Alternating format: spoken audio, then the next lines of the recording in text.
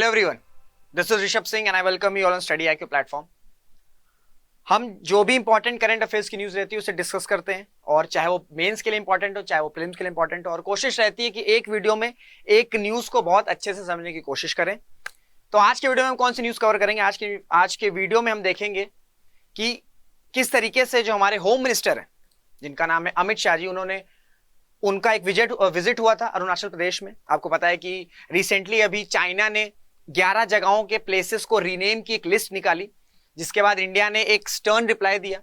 और इसी रिप्लाई में जो हमारे होम मिनिस्टर साहब हैं अमित शाह जी, वो अरुणाचल के विजिट पे गए और उन्होंने बोला कि जितने भी भारत के बॉर्डर्स हैं वो पूरी तरीके से सेफ हैं और इसमें किसी भी चीज की वॉयलेशन नहीं हो सकती है। तो इस न्यूज को समझेंगे, और साथ ही साथ यहाँ पे एक प्रोग्राम भी लॉन्च किया गया जिसका नाम है वाइब्रेंट विलेज प्रोग्राम।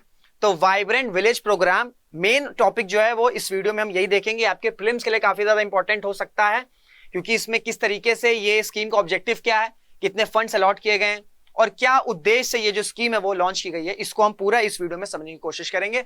आपके प्री के लिए, चाहे वो यूपीएससी का प्रीलिम्स हो चाहे वो कोई भी स्टेट पीएससी का प्रीलिम्स हो, उसमें ये चीजें पूछी जा सकती हैं। तो वीडियो में आगे बढ़ने से पहले मैं एक चीज बोलूंगा कि कोई भी डाउट हुआ करे या आपको सीरीज के वीडियोस अच्छे लग रहे हैं या कोई डाउट हुआ करे तो अपने कमेंट्स या अपने जो भी डाउट्स हैं वो कमेंट्स में पिन डाउन कर सकते हैं। मैं आपके कमेंट्स को मॉनिटर करता हूं, और कोई भी अगर ऐसा डाउट रहा तो मैं नेक्स्ट वीडियो में से रिजॉल्व करने की कोशिश करता हूं। तो चलिए फिर वीडियो में आगे बढ़ते हैं। जैसे कि मैंने आपको बताया कि रिसेंटली क्या हुआ था कि चाइना की जो सरकार है उन्होंने यूनिलैटरली अरुणाचल प्रदेश के 11 जगहों के जो प्लेसेस है उसको रीनेम किया, और उन्होंने बोला कि भाई जो अरुणाचल प्रदेश है वो तिब्बत का पार्ट है, तिब्बत जो है वो चाइना का पार्ट है, इस वजह से अरुणाचल जो है वो चाइना का पार्ट होता है। इसी वजह से चाइना की सरकार का यह हक है कि वो इन जगहों को, अरुणाचल की जो 11 जगह है उनको रीनेम कर सकते हैं। इसके जवाब में जो हमारी एक्सटर्नल अफेयर मिनिस्ट्री है उनके स्पोक्स पर्सन ने एक स्टर्न रिप्लाई दिया और कहा कि अरुणाचल प्रदेश हमेशा से भारत का एक इंटीग्रल पार्ट था, है और हमेशा हमेशा रहेगा। एक स्टर्न रिप्लाई दिया। उसके कुछ दिन बाद, ठीक है, जो हमारे होम मिनिस्टर साहब हैं वो अरुणाचल विजिट पे गए और ये बताया, ये जो एक विजिट है उससे ये दिखाया गया कि हम चाइना की जो ये डोमिनेंस है कि वो क्लेम कर रहे हैं यूनिलैटरली कि अरुणाचल जो है वो चाइना का पार्ट है, उससे हम सरे से खारिज करते हैं। हमारे होम मिनिस्टर वहां पे गए, ITBP के जो जवान है वहां पे उनसे इंटरेक्शन किया गया, जो भी बॉर्डर इश्यूज है उसे देखा गया, किस तरह की तैयारी चल रही है वो देखा गया। और साथ ही साथ एक प्रोग्राम है जिसका नाम है वाइब्रेंट विलेज प्रोग्राम, इसे भी लॉन्च किया गया। तो वाइब्रेंट विलेज प्रोग्राम यानी कि VVP में आगे बढ़े तो एक चीजें और, मैं उससे पहले कुछ चीजें आपको बता दूंगा। अगर हम ITBP की बात करें, ठीक है, अगर हम ITBP की बात करें, ठीक है, ये जो फोर्स है ये आपकी गार्डिंग फोर्स है चाइना के बॉर्डर के लॉन्ग, ठीक है, चाइना के बॉर्डर के लॉन्ग। आपको पता है कि हम क्या कौन सी पॉलिसी फॉलो कर रहे हैं? 1 फोर्स 1 बॉर्डर, ठीक है, 1 फोर्स 1 बॉर्डर, यानी कि एक बॉर्डर पे एक फोर्स गार्ड करेगा। चाइना बॉर्डर की बात करें तो ITBP, उसी तरीके से अगर हम पाकिस्तान और बांग्लादेश के बॉर्डर्स की बात करें तो BSF उसे गार्ड करती है। कमेंट में मैं आपसे एक क्वेश्चन पूछूंगा जिसका आंसर आप कमेंट में बताएंगे कि कौन सी गार्डिंग फोर्स है, कौन सी बॉर्डर गार्ड फोर्स है आपकी इंडिया और म्यांमार बॉर्डर के बीच में। क्वेश्चन फिर से सुन लीजिए, कौन सी बॉर्डर गार्डिंग फोर्स है आपकी म्यांमार और इंडिया बॉर्डर के लिए? तो ये आप कमेंट में बताइएगा। और हम फॉलो कर रहे हैं 1 बॉर्डर 1 फोर्स, वो मैंने आपको बता दिया। ITBP आपका चाइना बॉर्डर के लिए, BSF आपका इंडिया पाकिस्तान और बांग्लादेश बॉर्डर के लिए, ठीक है। तो ये विजिट किस वजह से इंपॉर्टेंट है, इसका रीजन क्या था? सबसे पहले तो मैंने आपको बताया कि एक स्टर्न रिप्लाई दिखा रहा है, ठीक है, चाइना को हम एक स्टर्न रिप्लाई दे रहे हैं कि भाई हमारे गवर्नमेंट के, ठीक है, हमारे मिनिस्ट्री के जो हायर अथॉरिटीज हैं वो विजिट पे जा रहे हैं अरुणाचल प्रदेश के, ठीक है, वहां से लोगों से इंटरैक्ट कर रहे हैं, जो गार्डिंग फोर्स है ITBP के जो मेंबर्स हैं उनसे इंटरैक्ट कर रहे हैं, इंस्पेक्शन कर रहे हैं कि किस तरीके से जो भी इशूज है वो किस तरीके से रिजॉल्व किया जा रहा है, किस तरीके से तैयारी चल रही है। तो एक सबसे इंपॉर्टेंट रीजन ये है कि एक्सटर्न रिप्लाई इस तरीके से दिखाया जा रहा है कि भाई चाइना जो आपकी डोमिनेंस है, ये जो आप यूनिलैटरली कह रहे हो कि अरुणाचल प्रदेश भारत का पार्ट है और चाइना का पार्ट है, इस क्लेम को हम बिल्कुल भी नहीं मानते हैं, ठीक है। क्योंकि चाइना इस समय क्या कर रहा है? चाइना हिस्ट्री के बेसिस पे ज्योग्राफी डिसाइड कर रहा है। Geographies are decided on the basis of history. ये जो एक पॉलिसी है यार, ये जो एक टेक्निक है वो आपका चाइना जो है वो कई सालों से इंप्लीमेंट कर रहा है। चाहे वो इंडिया की बात करें, चाहे वो जापान के साथ बॉर्डर इश्यूज है, ताइवान का इनका इशू चल रहा है, ठीक है। तो हर जगह इनके साथ कुछ ना कुछ किसी ना किसी देश का बॉर्डर इश्यूज चल रहा है, और इनका एक्सपेंशन की जो ग्रीड है चाइना की अगर बात करें वो बढ़ती चली जा रही, क्योंकि इनको हर स्ट्रेटेजिक लोकेशन में अपनी प्रेजेंस चाहिए। कोई कहीं भी स्ट्रेटेजिक लोकेशन है, कुछ भी है, चाइना को अपना क्लेम चाहिए क्योंकि भैया ये स्ट्रैटेजिक लोकेशन है तो हम क्लेम करेंगे। तो इस तरह के डोमिनेंस को इंडिया ने एक्सटर्न रिप्लाई दिया है अपनी हायर अथॉरिटीज उस अरुणाचल प्रदेश में विजिट किया और इसमें बताया गया कि हम आपके क्लेम को नहीं मानते हैं। साथ ही साथ जो इंपॉर्टेंट दूसरा रीजन वो ये है कि एक प्रोग्राम लॉन्च किया गया है जिसका नाम है वाइब्रेंट विलेज प्रोग्राम्स। ठीक है, अब इसमें क्या क्या इंपॉर्टेंट पॉइंट है इसको देखिए। ये आपके प्रीलिम्स में स्ट्रेट अवे क्वेश्चन पूछा जा सकता है, चाहे यूपीएससी हो, चाहे यूपीएससी हो, चाहे कोई भी स्टेट पीएससी हो, क्योंकि आपको पता है कि आज की डेट में प्रीलिम्स में स्कीम्स रिलेटेड काफी क्वेश्चन आ रहे हैं और स्कीम्स के काफी बीनीथ क्वेश्चन पूछते हैं। ठीक है, काफी इंपॉर्टेंट डीप जाके क्वेश्चन पूछते हैं कि कितने फंड्स अलॉट किए गए, ठीक है, क्या ऑब्जेक्टिव है, किस किस एरियाज में इंप्लीमेंट किया जा रहा है, कौन कौन बेनिफिशियरीज हैं, कितने फंड्स अलॉट किए गए, कितना सेंट्रल का फंड रहेगा, कितना स्टेट का रेशियो, ये सारी चीजें पूछी जा रही हैं। तो आपको स्कीम्स में जो भी न्यूज में उनको बहुत अच्छे से समझने की कोशिश करनी है when it comes to prelims. Mains में क्या पूछेगा, मेंस में उस स्कीम की एनालिसिस पूछेगा। ठीक है, तो अभी हम देखते हैं वाइब्रेंट विलेज प्रोग्राम्स, ये स्पेसिफिकली आपका प्रीलिम्स के लिए काफी ज्यादा इंपॉर्टेंट है। तो ये आपका एक सेंट्रली स्पॉन्सर्ड स्कीम है। ठीक है, सबसे पहले तो आपसे यही स्टेटमेंट पूछा जा सकता है कि VVP is a centrally sponsored scheme है कि नहीं। तो ये आपका सेंट्रली स्पॉन्सर्ड स्कीम है। ये आपका यूनियन बजट में अनाउंस किया गया था। ठीक है, यूनियन बजट में अनाउंस किया गया था कब से कब तक, आपका 2022-23 से लेके 2025-26 तक। और कितने फंड्स अलॉट किए गए हैं, 48,000 करोड़। ठीक है, सॉरी 4800 करोड़, 4,800 करोड़ जो है ये आपका फंड अलॉट किया गया है। और ये चीज इंपॉर्टेंट ध्यान रखना कि ये जो स्कीम है वीवीपी यानी कि वाइब्रेंट विलेजेस प्रोग्राम्स, ये आपका सिर्फ और सिर्फ चाइना बॉर्डर के लिए है। ठीक है, जितने भी नॉर्दर्न यानी कि नॉर्दर्न बॉर्डर यानी कि जो चाइना से सटे बॉर्डर्स हैं, नॉर्दर्न बॉर्डर्स हैं, उन्हीं के लिए है।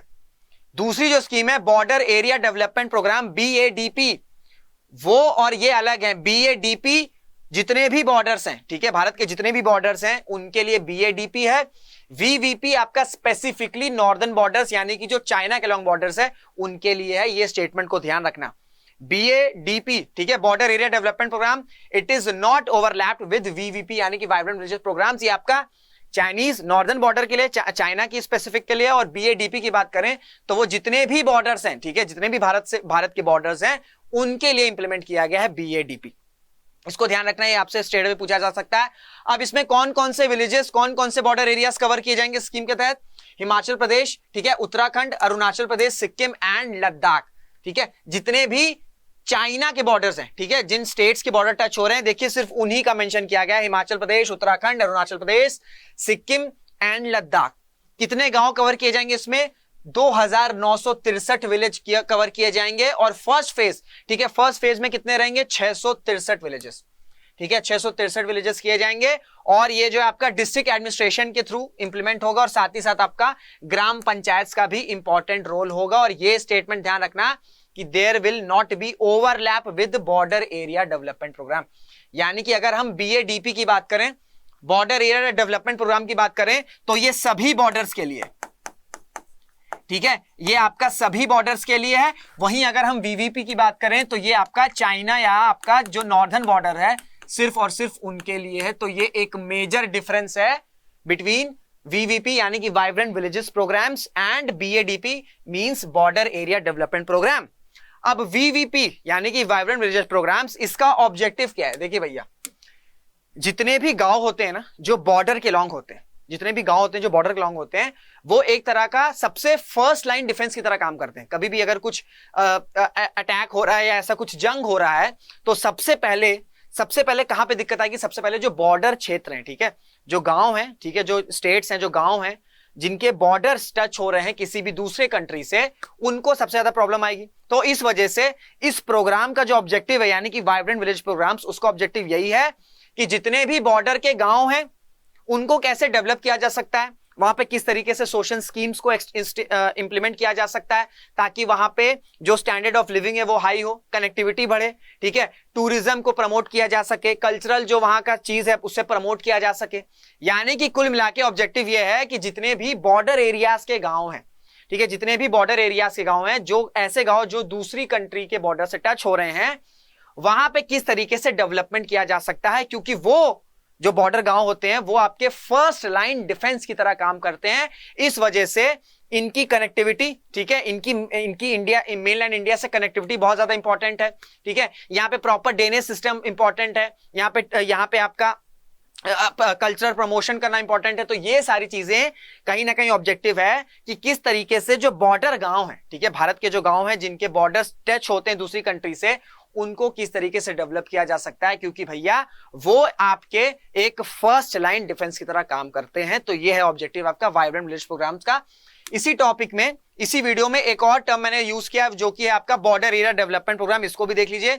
इसका ऑब्जेक्टिव ये है कि जितने भी भारत के बॉर्डर हैं, जितने भी भारत के बॉर्डर हैं, ये आपका वहां पे इंप्लीमेंट होगा। वीवीवी आपका चाइना बॉर्डर के लिए, ये आपको बता चुका हूं। साथ ही साथ अगर हम बीएडीपी की बात करें तो ये आपका नॉन लैप्सेबल फंड है, ठीक है, नॉन लैप्सेबल फंड है। अब नॉन लैप्सेबल फंड क्या होता है भैया? सपोज कीजिए, ठीक है, सपोज करिए कि 100 करोड़, ठीक है, 100 करोड़ का जो फंड है वो आपका, ये हाइपोथेटिकल नंबर है, 100 करोड़ का जो फंड है वो आपका बॉर्डर एरिया डेवलपमेंट प्रोग्राम के लिए सेंट्रल गवर्नमेंट ने या यूनियन गवर्नमेंट ने अलॉट किया।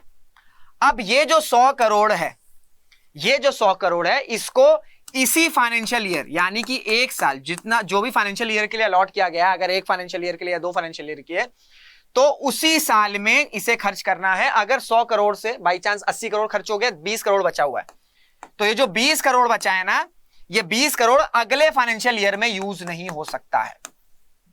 नॉन लैप्सेबल फंड का मतलब समझ गए? इसका मतलब क्या होता है? यानी कि अगर यूनियन गवर्नमेंट ने कुछ फंड अलॉट किए हैं, सपोज करो 100 करोड़, और ये 100 करोड़ में कुछ अमाउंट अगर बच गया और वो फाइनेंशियल ईयर खत्म हो गया है, तो जो बचा हुआ अमाउंट है वो नेक्स्ट फाइनेंशियल ईयर में कैरी फॉरवर्ड नहीं हो सकता है।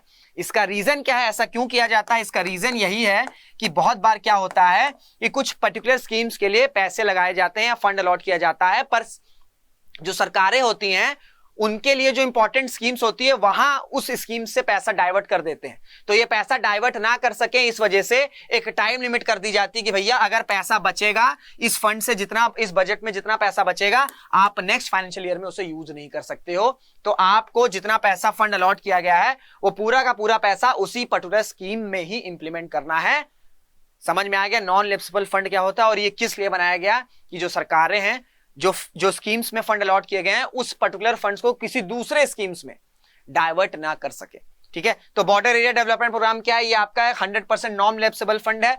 ये क्या इंक्लूड करता है? ये आपका इंक्लूड करता है primary health centres, school, supply of drinking water, community centres, connectivity, drainage to enable sustainable living border areas.